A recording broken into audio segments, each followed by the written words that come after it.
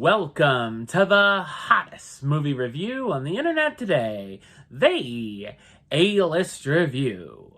I am your host, the Game Changer, Wes Troop, and it's time to go back to the couch. That's right, because Disney Plus is now streaming the latest of the Disney animated film live-action remakes.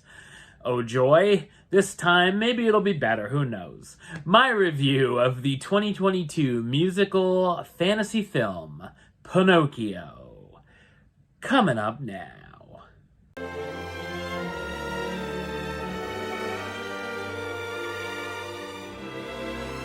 Set in a small Italian village, widowed elderly woodcarver Geppetto has created a marionette based on his deceased son, which he names Pinocchio. When Geppetto makes a wish on a star, the magical blue fairy comes to the cottage and brings Pinocchio to life. She tells him that if he can prove himself worthy and make the right decisions, he can become a real boy.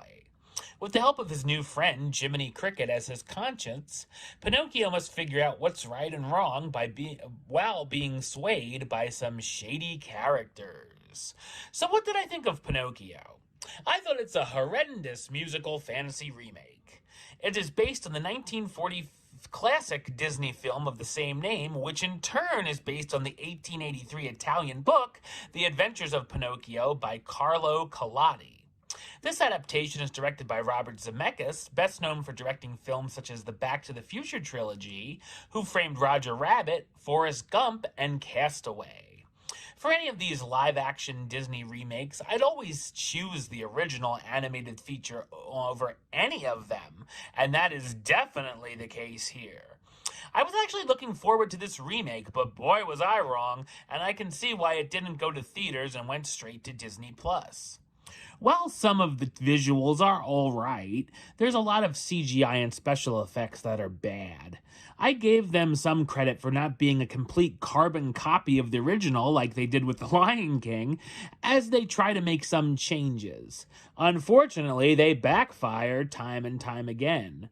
From the overly sappy beginning, to turning Monstro the Whale into a sea monster, and the jaw-droppingly bad ending that almost made me throw my television out the window, it's almost one awful decision over the next.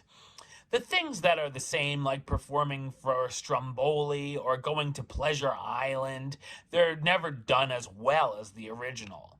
Speaking of Pleasure Island, those brats all get what they deserve. They all bring back some of the classic songs like Hi Diddle Dee Dee and I've Got No Strings, but the marquee song, When You Wish Upon a Star, is performed more of as a reprise and then gets the full version thrown into the end credits. There are new songs put in that are lame and much worse than the ones they replace.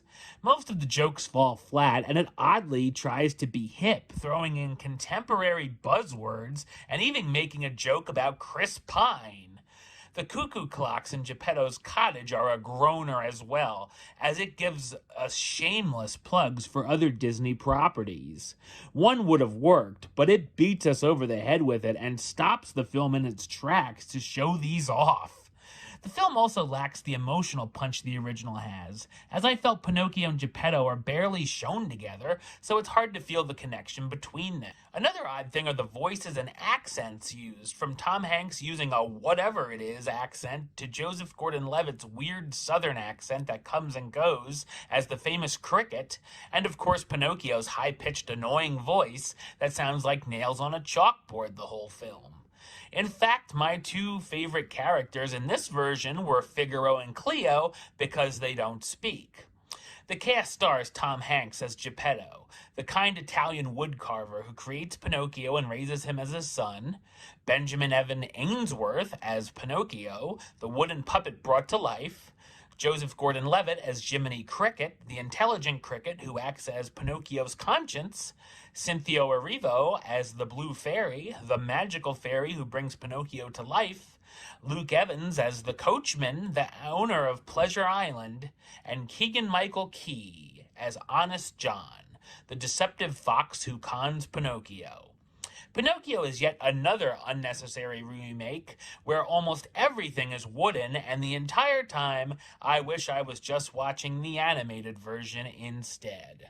Number-wise, I'm going to give it a 3 out of 10, which gives it the A-list rating of Pinocchio 2022. I only got 2 words for you.